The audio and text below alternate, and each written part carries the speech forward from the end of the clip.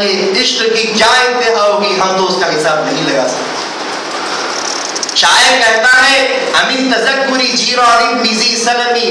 مازجت دمعا جرا من مخلط بدمی، کیا تو نے ذی سلم کے پڑوسیوں کی یاد کی وجہ سے، کیا تو نے ذی سلم کے پڑوسیوں کی یاد کی وجہ سے اپنے آنکھوں سے بہتے ہوئے آنسوؤں کو خون سے ملا دیا؟ ذی سلم یہ عرب کا ایک مقام ہے جو مدینہ منورہ کا پڑوسی ہے، جس کو مدینہ منورہ کے شہر سے صحبت حاصل ہے۔ تو شاعر کہہ رہا ہے کیا تو ذی سلم کے لوگوں کی یاد کی وجہ سے جو مدینہ منورہ کے پڑوسی ہیں ان کے یاد آنے کی وجہ سے صرف اپنی آنکھوں سے بہتے ہوئے آنسوؤں کو خون سے ملا دیا؟ حاضرین محترم، آنکھوں سے جو آنسو بہتے ہیں یہ خون سے کب ملتے ہیں؟ جب عاشق کسی کے عشق میں روتا ہے اور حقیقت میں آنسو صرف عشق اور محبت کی وجہ سے نکلتے ہیں،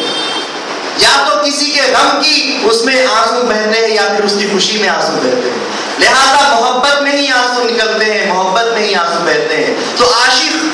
کسی کے عشق میں جب روتا جاتا ہے اور جب اس کا رونا حد سے زیادہ بڑھ جاتا ہے تو آنکھ سے بہتے ہوئے آنسو بہتے بہتے آخر میں سوکھ جاتے ہیں، اور اس کے بعد بھی وہ روتا چلا جاتا ہے، حد پار ہو جاتی ہے تو پھر آنکھوں سے آنسوؤں کی جگہ خون بہنا شروع ہوتا ہے۔ یہ ایک انسان کی عشق کی انتہا میں آپ کے سامنے بتلا رہا ہوں کہ نہ صرف حضور کا نام لیا گیا ہے، حضور کے شہر کا نام لیا گیا ہے، بلکہ حضور کے شہر کے پڑوسیوں کا نام جب لیا جا رہا ہے تو اس کا عشق اتنا بڑھ گیا کہ اس نے اپنے آنسوؤں کو خون سے ملا دیا ہے۔ اور اگر اس کے سامنے مدینہ منورہ کا نام لے لیا جائے یا اس کے سامنے مدینہ منورہ کے شہنشاہ کا نام لے لیا جائے تو اس کا کیا عالم ہوگا؟ اس کے عشق کی انتہا یہ ہوگی کہ وہ وہی فنا ہو جائے گا، مر جائے گا۔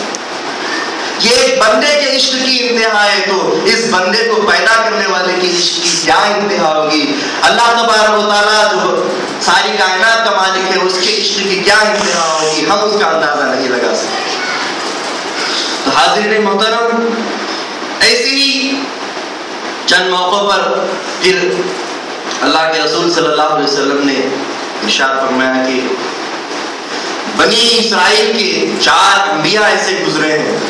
جنہوں نے اللہ تبارک و تعالیٰ کی 80 برس تک عبادت کی ہے اور اللہ تعالیٰ کی زندگی پر نافرمانی نہیں کی۔ تو تمام کے تمام صحابہ تعجب کرنے لگے کہ اللہ اکبر، کیا زبردست عبادت نہیں ہوئی۔ پھر رسول خدا صلی اللہ علیہ وسلم کے سامنے بنی اسرائیل کے ایک شخص کا ذکر کیا گیا جس کا نام شمعون تھا، کہ انہوں نے حضرت شمعون نے اپنے کھانوں پر ہتھیار اٹھائے اور 1000 مہینے تک دشمنان خدا سے جہاد کیا اور راتوں کو عبادت کی۔ تو صحابہ اور تعجب کرنے لگے۔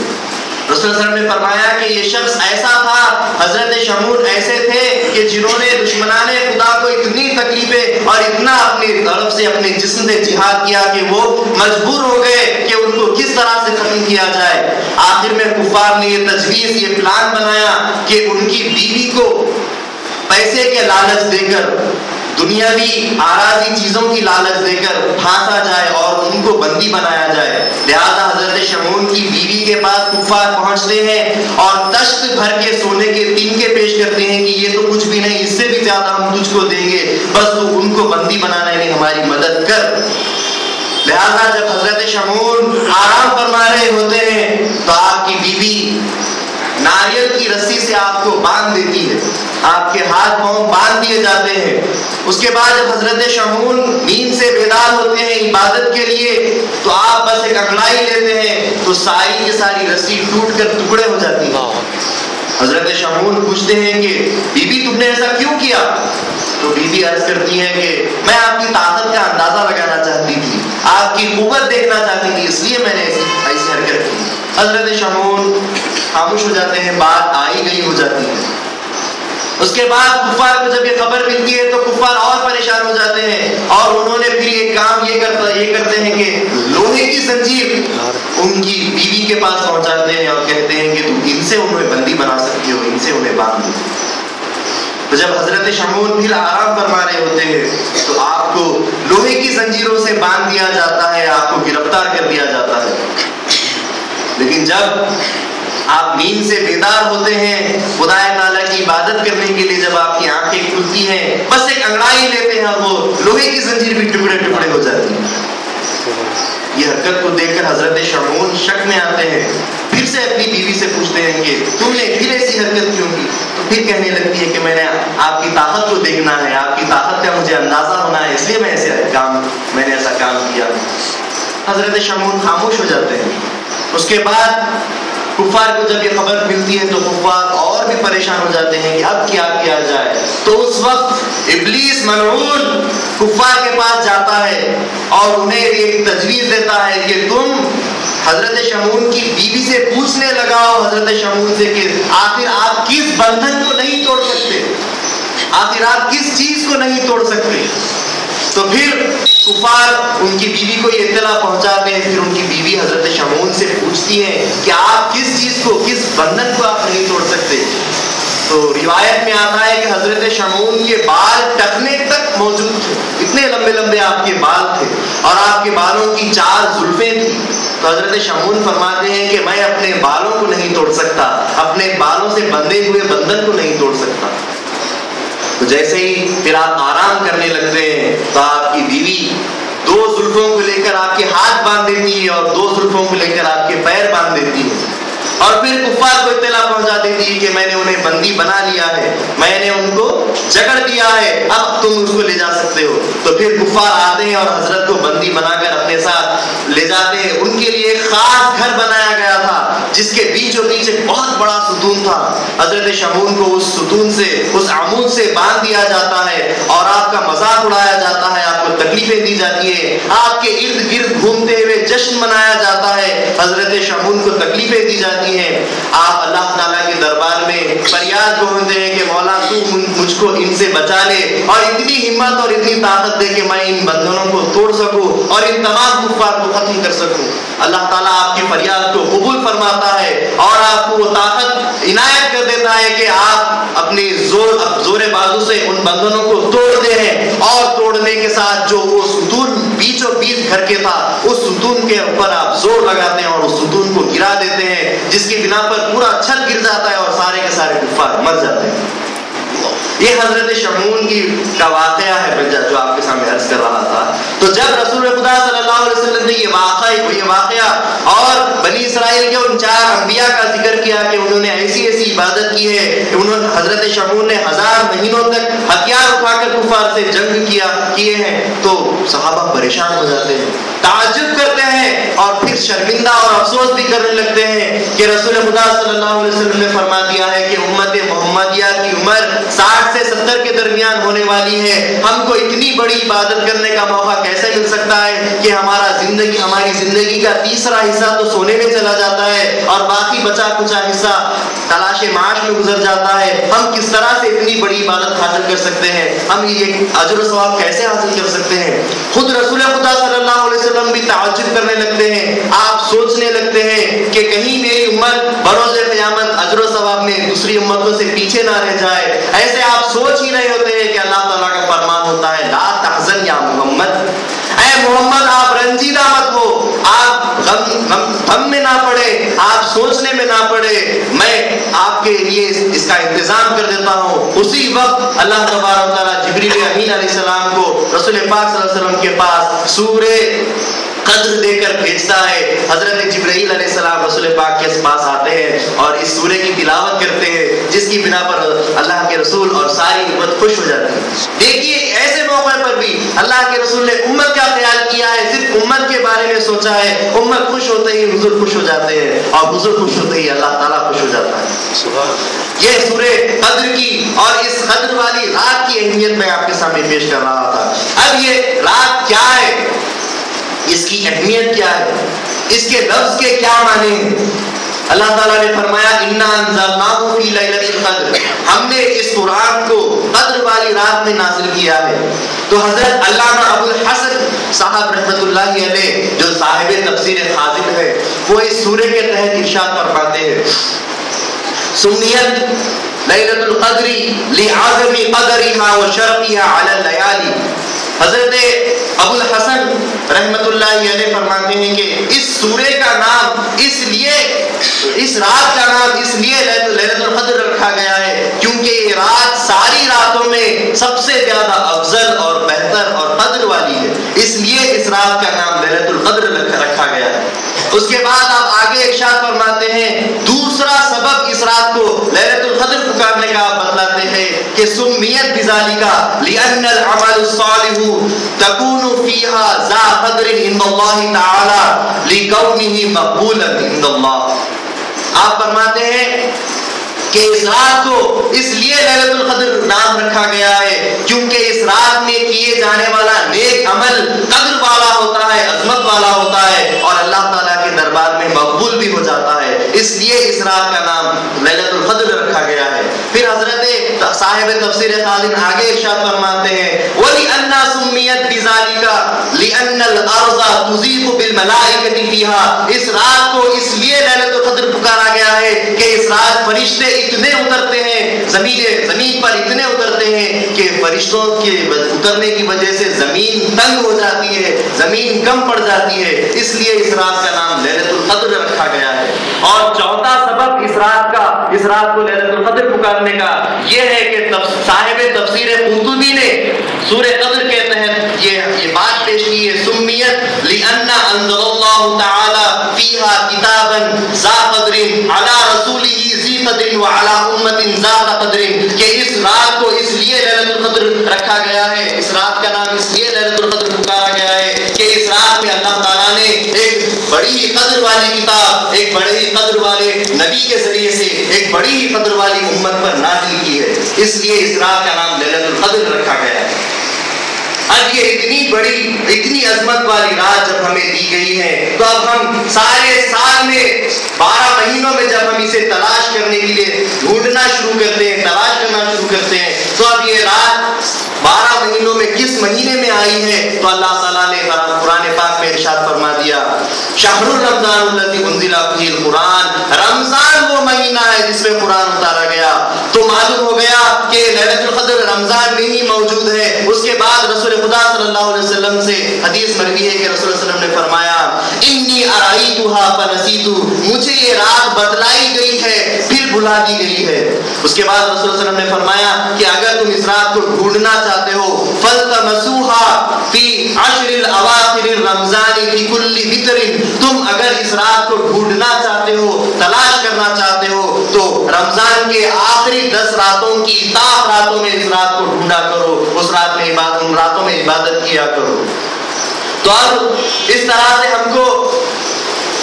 سال بھر میں رمضان کے مہینے میں یہ رات ملی، رمضان میں آخری 10 راتوں میں ہمیں یہ رات ملی ہے۔ اس کے بعد اب ہم صحابہ کا عمل دیکھیں گے کہ صحابہ نے کیا فرمایا ہے، صحابہ کا کیا عمل رہا ہے۔ تو حضرت ابو کعب رضی اللہ تعالیٰ عنہ، حضرت عمر فاروق رضی اللہ تعالیٰ عنہ فرماتے ہیں کہ وہ رات 27ویں رات ہے، اور حضرت عبداللہ ابن عباس رضی اللہ تعالیٰ عنہ بھی 27ویں رات کی طرف اشارہ کرتے ہوئے یہ دلیل پیش کرتے ہیں کہ آپ فرماتے ہیں کہ سورہ قدر میں 30 کلمات ہیں،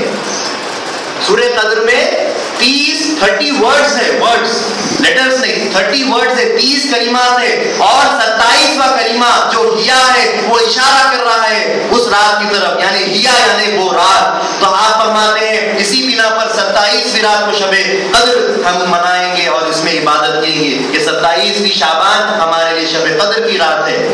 اور فتح الباری جو شرح بخاری ہے اس کے اندر حافظ ابن حجر اسقلانی رحمۃ اللہ علیہ فرماتے ہیں کہ میں شب برات شب قدر کو 27ویں شعبان کو ہی شب قدر مانتا ہوں، اور وہ اپنی دلیل میں یہ کہتے ہیں کہ سورہ قدر میں اللہ تعالیٰ نے لفظ لیلۃ القدر 3 بار رکھا ہے اور لیلۃ القدر کے حروف 9 ہیں۔ تو آپ فرماتے ہیں کہ میں 9 کو 3 سے ضرب دیتا ہوں تو مجھے 27 کا عدد حاصل ہو جاتا ہے، اس بنا پر آپ فرماتے ہیں کہ لیلۃ القدر 27ویں رات ہے۔ تو اب یہ تو علماء اکرام صحابہ اکرام کا عمل ہم دیکھ رہے ہیں، اب ہمیں رسول خدا صلی اللہ علیہ وسلم کا عمل دیکھنا ہے کہ رسول خدا کا عمل کیا ہے، کہ اصل تقلید حضور کی ہمیں کرنا ہے۔ اصل عمل جو ہمارے لیے سب سے زیادہ مضبوط ہے وہ رسول خدا صلی اللہ علیہ وسلم کا عمل ہے۔ تو مشکات المصابیح میں غور سے سنیے، مشکات المصابیح میں حضرت ابو ذر رضی اللہ تعالیٰ عنہ روایت کر رہے ہیں کہ آپ فرماتے ہیں کہ ہم نے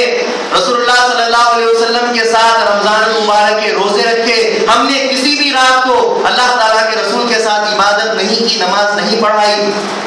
یہاں تک کہ 7 راتیں باقی رہ گئی تھی۔ جب 23ویں رات آئی تو اللہ کے رسول نے ہم تمام کے ساتھ رات کو قیام کیا، نماز پڑھی، ہم جو بھی مسجد میں موجود تھے ان کے ساتھ نماز ادا کی۔ پھر بعد میں 6 راتیں رہ گئی، لیکن اللہ کے رسول نے ہمارے ساتھ رات کو قیام نہیں کیا۔ 5 راتیں رہ گئی لیکن قیام نہیں کیا، 4 راتیں رہ گئی لیکن قیام نہیں کیا، آخر میں 3 راتیں باقی رہ گئی تھی، یعنی کہ 27ویں رمضان کی 27ویں رات آ گئی تو اس رات اللہ کے رسول نے اپنے اہل بیت اطہار کو جگایا، اپنے تمام گھر والوں کو جگایا، تمام صحابہ کو اعلان کر کر جگوانے لگایا، اور اس کے بعد رسول اللہ صلی اللہ علیہ وسلم نے تمام کے ساتھ رات میں قیام کیا، نماز پڑھی، یہاں تک کہ حضرت ابو ذر فرماتے ہیں کہ ہم کو ڈر لگنے لگا کہ کہیں سحری کا وقت ختم نہ ہو جائے۔ یہ مشکات المصابی کی حدیث ہے۔ تو اس حدیث سے رسول خدا صلی اللہ علیہ وسلم کا عمل ہمیں نظر آ رہا ہے کہ 27ویں رات کی شب قدر کی رات ہے، اور اس رات کے اندر ایک اور چیز ہمیں مل گئی ہے کہ اس رات میں عبادت کی گئی ہے، اور اس عبادت میں نماز پڑھی گئی ہے باجماعت۔ اب نماز تک ہم پہنچ گئے ہیں۔ سب سے پہلے اس رات کو سال بھر میں تلاش کیے، اس کے بعد رمضان میں ملی، رمضان کی 10 راتوں میں ملی، اور رمضان کی 10 راتوں میں 27ویں شب کو ہمیں شب قدر کی رات مل گئی، اور پھر اب اس رات میں عبادت بھی مل گئی، عبادت کے ساتھ نماز بھی مل گئی۔ اب نماز کے لیے دیکھنا ہے کہ کتنی رکعت نماز ہے،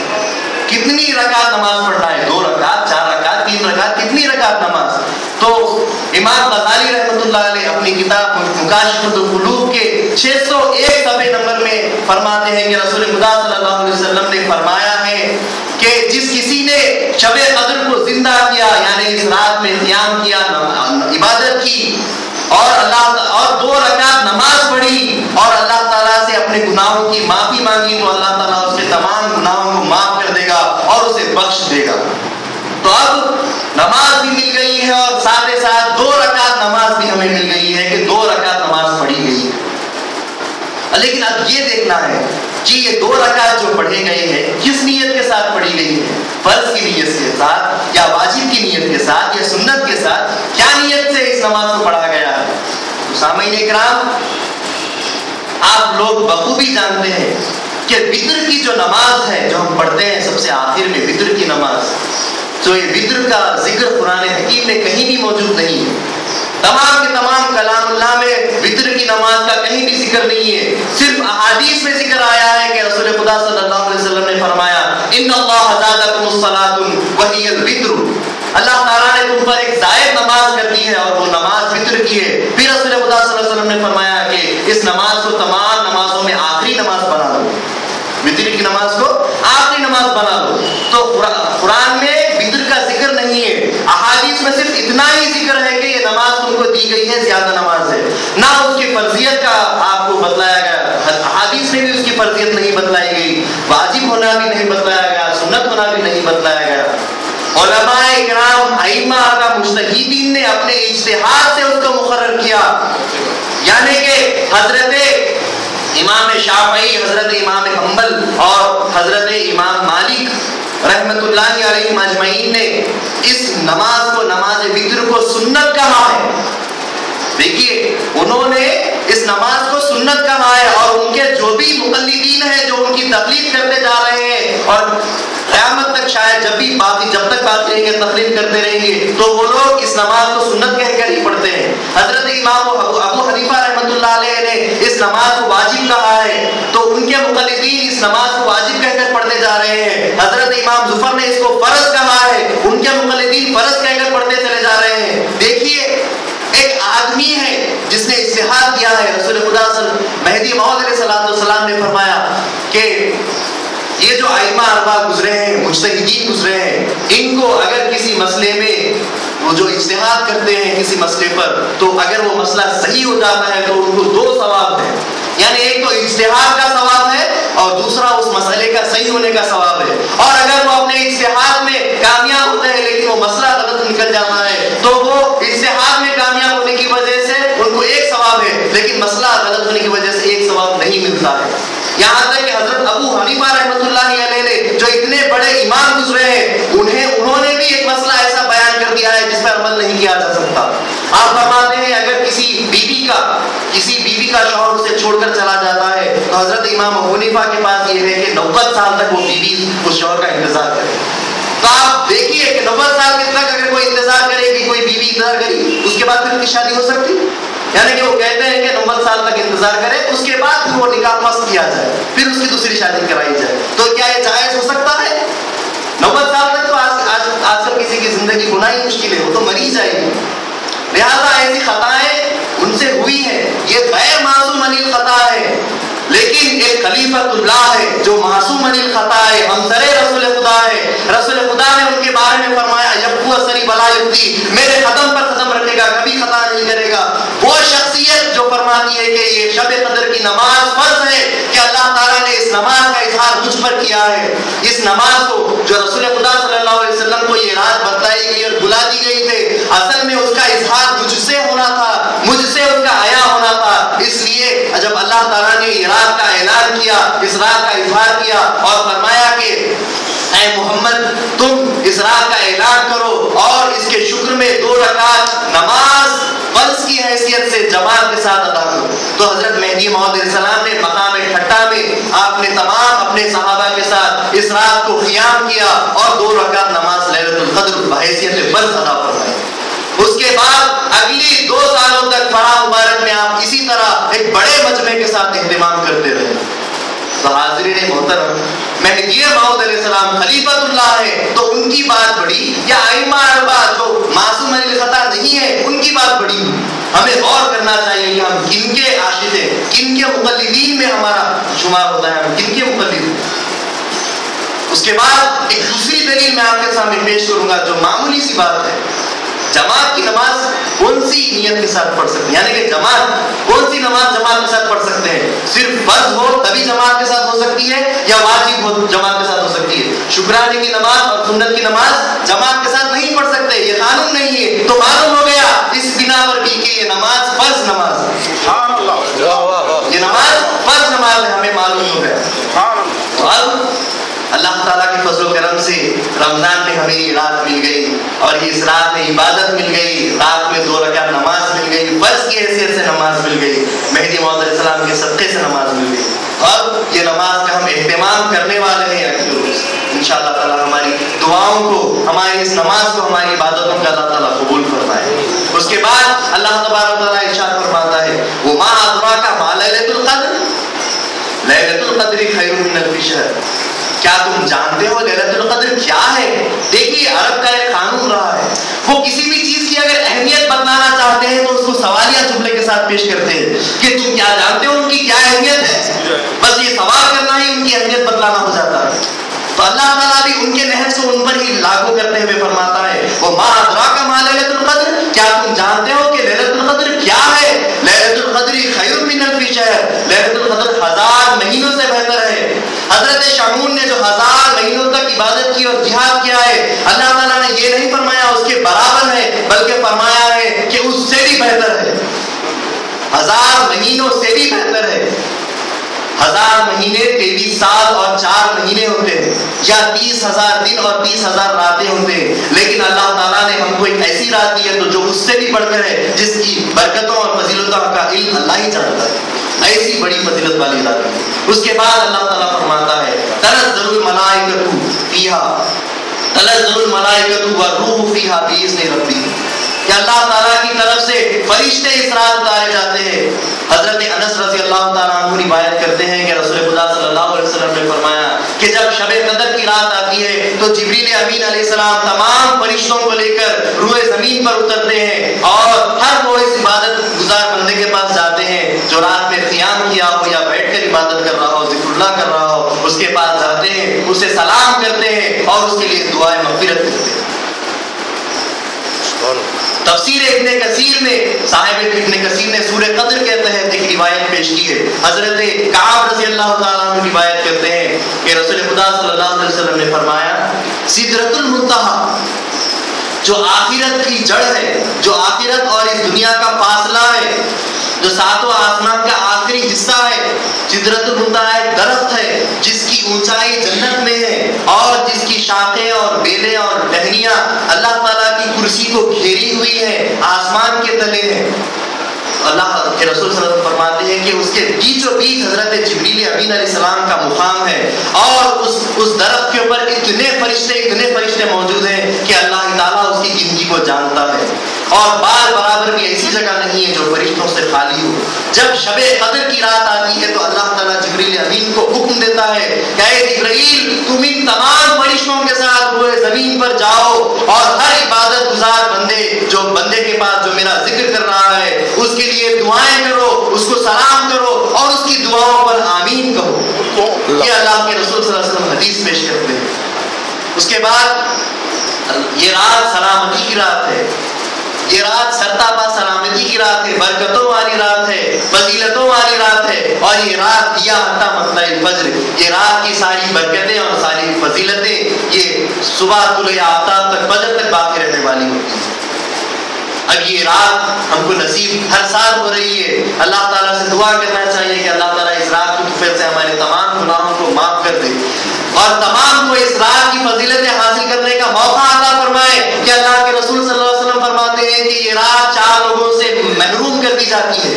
یہ رات 4 لوگوں کو محروم کر دی جاتی ہے. سب سے پہلا وہ آدمی ہے جو شرابی ہے کہ اللہ تعالیٰ شرابی کو اس رات میں عبادت کرنے کا موقع نہیں دیتا, اور اگر عبادت کرتا بھی ہے تو اس کی عبادتوں کو رائگاں کر دیتا ہے. اور دوسرا شخص ایسا ہے جو اپنے ماں باپ کا نافرمان ہو, اس سے بھی یہ رات محروم کر دی جاتی ہے. اور تیسرا شخص وہ ہے جو اپنے اپنے رشتوں کو توڑتا ہے, رشتہ داروں کو دھتکارتا ہے, تو اس کو بھی یہ رات محروم کر دی جاتی ہے. اور چوتھا وہ آدمی ہے جو اپنے دل میں کینہ رکھتا ہے, جو اپنی ذات سے نفاق رکھتا ہے, جو اپنے زبان سے کچھ اور بولتا ہے, اپنے دل میں کچھ اور رکھتا ہے, تو ایسے انسان کی بھی لیے یہ رات محروم کر دی جاتی ہے. تو اللہ تعالیٰ سے دعا کرنا چاہیے کہ یا اللہ ان چاروں کے زمرے میں ان تمام چاروں کی صفتوں سے ہمیں دور رکھ اور ہمارے گناہوں کو تو معاف فرما, ہمیں دوزخ کی آگ سے بچا, دو جہاں میں تیرے دیدار سے سرفراز فرما. آمین. وآخر دعوانا الحمدللہ رب العالمین.